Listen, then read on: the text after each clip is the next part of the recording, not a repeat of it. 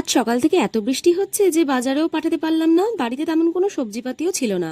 তাতে কি একটা দারুণ পদ বানিয়েছি, বাড়ির সবাই আঙুল চেটে খেয়েছে। না না, ডিমের ঝোল বানাচ্ছি না, দেখতে থাকুন ঝিনুকের রান্নাবাটি চ্যানেলে সকলকে স্বাগত জানাই।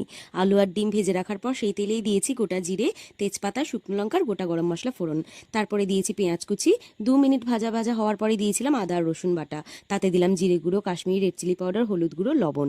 সবকিছুকে ভালো করে কষিয়ে নেওয়ার পর সামান্য জল আর টমেটো কুচি দিয়ে আমি ঢাকা দিয়ে দিলাম 5 মিনিট। তারপর ভালো করে কষে গেলে সামান্য বিরিয়ানি মশলা দিয়েছি আর বাসমতি চাল 3 ঘন্টা ভিজিয়ে রেখেছিলাম 3 কাপ, সেই চালটা দিয়েছি। সমপরিমাণ জল দিয়েছি গোলাপ জল, কেওড়ার জল, মিঠা আতর, ছোট চামচের 4 চামচ ঘি।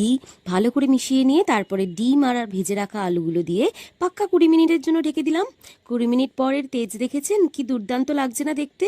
হ্যাঁ, এটা শুধু দেখতেও ভালো লাগে না, এটা খেতেও অপূর্ব লাগে। ভিডিও বানাতে গিয়ে তো আমার আবার খিদে পেয়ে গেছিল। আমার ভিডিওটি যদি দেখে আপনাদের ভালো লেগে থাকে তাহলে একটা লাইক, শেয়ার, সাবস্ক্রাইব করে পাশে থাকবেন। টাটা।